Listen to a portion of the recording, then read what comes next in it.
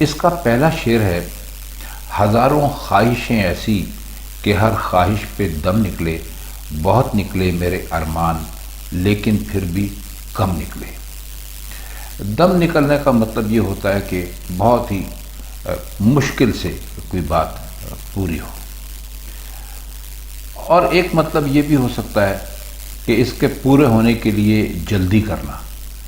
آپ نے محاورہ بھی سنا ہوگا کہ بھائی کیوں دم نکلا جا رہا ہے، یا کیوں مرے جاتے ہو، یعنی جلدی کرتے ہو۔ تو دل میں ہزاروں خواہشیں ایسی ہیں جن میں سے ہر خواہش کو پورا کرنے کے لیے دم نکلا جا رہا ہے۔ میں نے مانا کہ میرے بہت سے ارمان نکل گئے، لیکن اس وقت جو میرا حال ہے اس کو اگر سامنے رکھوں تو یہی کہہ سکتا ہوں کہ کم نکلے، کیونکہ جتنے ارمان نکلتے گئے ان سے زیادہ پیدا ہوتے گئے۔ مطلب یہ ہے کہ ارمان ایک ایسی چیز ہے کہ وہ ایک ختم ہوتا ہے تو دوسرا اس کی جگہ پیدا ہو جاتا ہے۔ اور آپ نے بھی اپنی روزمرہ زندگی میں یہ دیکھا ہوگا کہ کتنی مرتبہ ایسا ہوتا ہے کہ آدمی کہتا ہے کہ بس میری یہ خواہش کسی طرح جلدی سے پوری ہو جائے، اور جب وہ خواہش پوری ہو جاتی ہے تو پھر ایک اور خواہش اس کی جگہ لے لیتی ہے۔ تو یہ سلسلہ یوں چلتا ہی رہتا ہے۔ تو اس کے لیے غالب کو یہ کہنا پڑا کہ ہزاروں خواہشیں ایسی ہیں کہ ہر خواہش چاہتا ہوں کہ جلدی سے پورا ہو جائے، جلدی سے پوری ہو جائے، اور جب وہ خواہش پوری ہو جاتی ہے، یعنی وہ ارمان نکل جاتا ہے، تو پھر یہ خیال آتا ہے کہ نہیں بھائی ابھی یہ ارمان تو باقی رہ گیا۔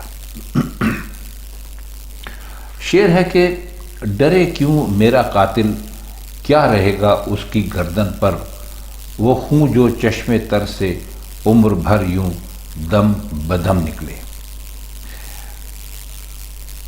دم بدم کا مطلب ہوتا ہے یعنی بار بار نکلنا، یعنی لگاتار نکلتا رہے وہ خون، اور اس میں کوئی مشکل لفظ ہے نہیں، آپ سارے الفاظ جانتے ہیں، بہت آسان ہے۔ تو کہتے ہیں کہ میرا قاتل جو ہے، ظاہر قاتل یہ لوگ اپنے محبوب کو ہی کہتے ہیں، یا پھر ایک بات ہم آپ سے اور واضح یہاں کرتے چلیں کہ شعراء اپنے محبوب کو سامنے رکھ کر بعض اوقات زمانے کے بارے میں بھی بات کرتے ہیں۔ تو آپ کچھ بھی اس کو سمجھ لیجئے۔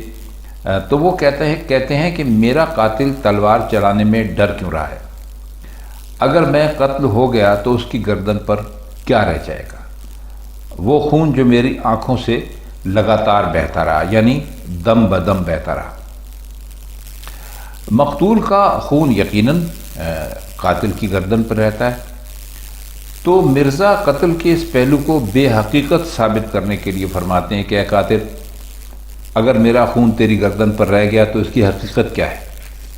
عمر بھر تو یہ آنکھوں سے بہتا رہا، اس لیے تو بالکل بے فکر ہو جا، تجھ پہ کوئی الزام نہیں آئے گا۔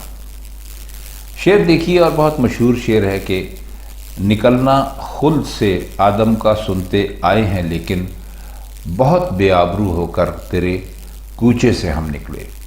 خلد کہتے ہیں جنت کو، اور آدم کا خلد سے نکلنا آپ جانتے ہیں کہ یہ ایک واقعہ ہے۔ مسلمان تو خیر بہت اچھی طرح اس کو جانتے ہیں کہ حضرت آدم علیہ السلام کو جنت میں اللہ میاں نے بنایا تھا، تخلیق کیا تھا، پھر ان کے لیے اماں حوا کو تخلیق کیا تھا، اور پھر ان سے ایک غلطی ہو گئی، شیطان کے بہکاوے میں آ گئے، اور اس کی وجہ سے انہیں جنت سے نکلنا پڑا۔ تو وہ کہتے ہیں کہ ان کو جنت سے بھی نکالا گیا تو بقول ان کے کہ بھائی ہم نے یہ سنا تھا کہ ان کو جنت سے نکال دیا گیا، لیکن اس کے مقابلے میں اگر ہم یہ دیکھیں کہ بھائی جو تیرا کوچا ہے، تیری گلی ہے، اپنے محبوب سے کہہ رہے ہیں، تو اس سے تو ہم کہیں زیادہ بے عزتی سے نکلے۔ اب شعر کا مطلب یہ ہے کہ اس کے الفاظ سے ظاہر ہوتا ہے کہ حضرت آدم کا بہشت سے نکلنا بھی ایک قسم کی بے عزتی تھی، لیکن وہ بے عزتی ایسی نہیں تھی جیسی کہ ہمیں پیش آئی، کیونکہ صاف معلوم ہوتا ہے کہ مرزا کو نکلنے یا نکالے جانے میں جو حالت پیش آئی، اس کے سامنے حضرت آدم کی جو بے آبروئی تھی وہ بہت ہی معمولی چیز بن گئی۔ یعنی حضرت آدم کو تو ظاہر ہے جنت سے تو اللہ میاں نے نکالا تھا، لیکن اس طریقے سے نہیں نکالا تھا. ان کو کچھ ذمہ داریاں دی تھیں اور ان سے کہا تھا کہ اب تم اور تمہاری جو نسل ہے وہ زمین پر جائے گی اور اس کے ذمے یہ کام ہوں گے. وہ سارا پوری ایک حکایت ہے، ایک کہانی ہے، آپ اس سے واقف ہیں. لیکن وہ کہتے ہیں کہ وہ جو ہمیں نکالا گیا ہمارے محبوب کے جو کوچے سے، وہ بہت ہی ہمارے لیے بہت ہی زیادہ بے عزتی کا باعث تھا. شعر ہے کہ بھرم کھل جائے ظالم تیرے قامت کی درازی کا، اگر اس ترائے پر پیچ و خم کا پیچ و خم نکلے. کیا اچھا شعر ہے. بھرم کا مطلب ہوتا ہے یعنی کوئی آپ نے کوئی بات ایسی رکھی ہوئی ہے کہ جس کو آپ چھپانا چاہتے ہیں اور وہ اعتبار ہے آپ کا یا ساکھ یا عزت ہے یا راز ہے، کچھ بھی ہے، تو وہ کہتے ہیں کہ وہ کھل جائے تیرے قامت کی درازی کا. یعنی قامت کہتے ہیں قد کو، دراز کہتے ہیں لمبے کو. تو وہ کہتے ہیں کہ بھائی تیرا جو لمبا قد ہے اس کا راز کھل جائے گا، کھل سکتا ہے، لیکن اگر اس ترائے پر پیچ و خم کا پیچ و خم نکلے. ترہ کہتے ہیں، آپ بہت اچھی طرح نظر آتے ہیں، جانتے ہیں کہ پگڑی کے اوپر بھی ایک لمبا سا کپڑا کر کے لگا دیا جاتا ہے، تو اس کو کہتے ہیں. لیکن یہاں پر غالب کہہ رہے ہیں، اور یہ حقیقت ہے کہ جب وہ کوئی آدمی اس کا ترہ اس نے لگایا ہوا ہوتا ہے تو اس کا قد کافی لمبا نظر آتا ہے. تو محبوب سے یہ کہہ رہے ہیں کہ بھائی تو اپنے قد کی لمبائی کے اوپر بہت تجھے ناز ہے، بڑا فخر ہے، لیکن اگر تیری جو یہ زلفیں ہیں جن میں یہ بل پڑے ہوئے ہیں اور یہ جن کے اندر پیچ و خم ہے، اگر یہ نکل جائیں اور تیری زلفیں سیدھی سیدھی تیرے شانوں پر یا تیرے کندھوں پر آ جائیں تو ابھی تیرا جو ہے لمبے قد کا راز کھل جائے گا. مطلب یہ کہ قد اسی وقت تک لمبا نظر آتا ہے جب تک کہ تیری زلف کے پیش و خم نہیں کھلتے. اس سلسلے میں ایک نقطہ ذرا اس پر غور کیجیے گا. اگر زلف کے پیچ و خم قائم رہیں تو وہ زیادہ سے زیادہ کمر تک پہنچے گی اور درازی قد پر بہت موزوں بھی نظر آئے گی. لیکن اگر زلف کے تمام پیچ و خم کھول دیے جائیں تو وہ کمر سے بھی بہت نیچے آئے گی اور جو محبوب کا قد ہے اس کی لمبائی کم ہو جائے گی تو اس میں گم ہو جائے گی. تو یہ بس سمجھ لیجیے یوں کہ ایک نظارے کا معاملہ ہے جس کا آپ تجربہ کبھی بھی کر سکتے ہیں. شعر ہے کہ مگر لکھوائے کوئی اس کو خط تو ہم سے لکھوائے، ہوئی صبح اور گھر سے کان پر رکھ کر قلم نکلے. اس میں کوئی مشکل الفاظ نہیں ہیں تو ہم اس کا مطلب کرنے کی کوشش کرتے ہیں. تو مرزا غالب کو معلوم ہے کہ جس بستی میں ان کا محبوب رہتا ہے اس کے اکثر باشندوں سے، اکثر رہنے والوں سے محبوب کے خط آتے جاتے رہتے ہیں. تو یہ دیکھ کر مرزا کو خیال ہوا کہ دیکھنا چاہیے مختلف لوگ اسے کیا کچھ لکھواتے ہیں. چنانچہ یہ منشی گیری کی یا خط لکھنے کی جو خدمت تھی وہ خود ہی اپنے ذمے لے لی اور اب طریقہ یہ اختیار کر لیا کہ صبح ہوتی ہے تو قلم کان پر رکھ کر نکل پڑتے ہیں اور ہر ایک سے پوچھتے ہیں کہ بھائی ہمارے محبوب کو کسی کو خط لکھوانا ہے اور جس کو لکھوانا ہے وہ ہم سے لکھوا لے. اصل میں جب ایک زمانہ تھا کہ تعلیم عام نہیں تھی تو ہر بستی میں صرف چند ایک ایسے آدمی ہوتے تھے جن سے لوگ خط لکھواتے تھے. تو ان دنوں آج کل کی طرح انڈیپینڈنٹ نہیں تھے. منشی لوگ قلم بنا کر کان پر رکھ لیتے تھے اور جو دستار باندھا کرتے تھے تو اس کی وجہ سے قلم وہاں بالکل محفوظ رہتا تھا اور جہاں کسی کو لکھوانے کی ضرورت پڑتی وہاں بیٹھ جاتے تھے اور قلم وہ کان کے پاس سے کھینچ کر نکالتے تھے اور پھر لکھ دیتے اور پھر وہیں ٹھوس دیتے تھے.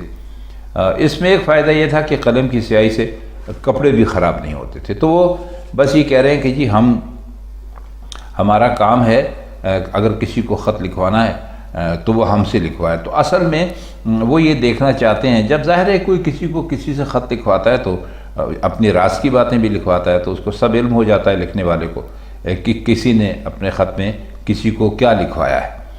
تو وہ یہ کہتے ہیں کہ جی ہم نے تو اب اس کی محبوب کی اور اس کے درمیان جو لوگوں کے ساتھ خط و کتابت ہوتی ہے اس کا راز معلوم کرنے کے لیے ہم نے بس یہی طریقہ اختیار کیا ہے کہ ہم پڑھے لکھے ہیں، تو بس ہم صبح ہوتی ہے تو گھر سے کان پر قلم رکھ کر نکلتے ہیں، یعنی ہاتھ میں قلم لے کر کچھ بھی ہے، اور یہ معلوم کرتے ہیں کہ کس کس کو محبوب کو خط لکھوانا ہے، تو اس طرح ہمیں سارے راز مل جاتے ہیں۔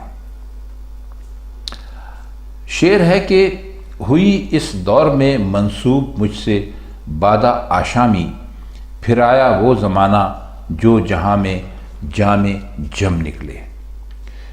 بادہ آشامی کا مطلب ہے شراب نوشی، یعنی شراب پینا، اور جام جم مشہور ہے کہ شراب جمشید بادشاہ نے، ایران کا ایک بادشاہ تھا، اس نے ایجاد کی تھی، اس لیے شراب کا پیالہ اسی سے منسوب ہوا، حالانکہ یہ بات سچ نہیں ہے۔ تو کہہ یہ رہے ہیں کہ موجودہ دور میں شراب کی نوشی کی نسبت مجھ سے کی گئی ہے، گویا بہت مدت دراز کے بعد، بہت عرصے کے بعد ایسا زمانہ آیا جس میں جمشید کے پیالے کا ظہور ہوا، یعنی جمشید کا پیالہ سامنے آیا۔ مرزا یہ کہنا چاہتے ہیں کہ جو نسبت شراب کو جمشید سے تھی وہی نسبت اسے آج مجھ سے ہے۔ زمانہ گزر گیا لیکن ایسا دور کبھی نہیں آیا، لہٰذا میں ہی ہوں جس کی وجہ سے جام جمشید کا دوسرا دور اثر نو تازہ ہوگا۔ اب یہ شعر ہے کہ ہوئی جن سے توقع خستگی کی داد پانے کی، وہ ہم سے بھی زیادہ خستہ تیغ ستم نکلے۔ خستگی کا مطلب ہوتا ہے جس نے تھکا ہوا پریشان حال، جس پر بہت ظلم ہوئے ہوں۔ تو کہہ یہ رہے کہ ہم جن لوگوں سے امید رکھتے تھے کہ وہ پہلے آپ کو تیغ ستم کا مطلب بتاتے چلیں، ہمارے ذہن سے نکل جائے گا۔ تیغ ستم کا مطلب ہوتا ہے ظلم کی تلوار، یعنی جن لوگوں پر ظلم ہوئے ہوں۔ تو کہہ رہے ہیں کہ ہمیں تو جن لوگوں سے امید تھی کہ وہ ہمارے دل کے زخم دیکھیں گے اور ان کے لیے کوئی مرہم کا انتظام کریں گے، کچھ ہماری دل جوئی کریں گے، تو جب ان کے پاس پہنچے تو معلوم ہوا کہ وہ تو ہم سے بھی زیادہ پریشان ہیں۔ مطلب یہ کہ جو لوگ اپنے آپ کو اس قسم کے چرخوں سے بچا نہیں سکے اور زخم لگنے کے بعد اپنا ہی علاج نہیں کر سکے، تو وہ ہمارے زخموں کا بھلا کیا علاج کر سکیں گے۔ محبت میں نہیں ہے فرق مرنے اور جینے کا، اسی کو دیکھ کر جیتے ہیں جس کافر پہ دم نکلے۔ اس میں کوئی مشکل لفظ نہیں ہے، تو بس اس کے معنی کا کیے دیتے ہیں کہ عشق و محبت میں مرنا جینا ایک جیسی حیثیت رکھتا ہے۔ اس کی کھلی ہوئی مثال یہ ہے کہ ہم جس کافر پہ مرتے ہیں، اب ہم آپ کو یہ بتا دیں کہ کافر سے مراد یہ نہیں ہے کہ وہ کوئی کلمہ پڑھنے والا نہیں ہے۔ اکثر شعراء اپنے محبوب کو کافر ہی کہتے ہیں، اور کافر وہ اس لیے کہتے ہیں کہ وہ ہمارے پیار سے، ہمارے محبت سے انکار کرتا ہے، جیسے کہ کافر ایمان کے اس درجے سے انکار کرتا ہے جس پر ہم اور آپ ہیں۔ تو وہ یہ کہتے ہیں کہ یعنی ہم اس سے بے پناہ محبت کرتے ہیں اور اس کا دیدار ہمارے لیے زندگی کا ایک سہارا ہے۔ تو بس ثابت یہ ہوا کہ اس مقام پر مرنے جینے میں کوئی خاص فرق ہے نہیں۔ اب ایک شعر ہے، ذرا اس کا آخری شعر ہے، یہ آپ دیکھ لیتے ہیں۔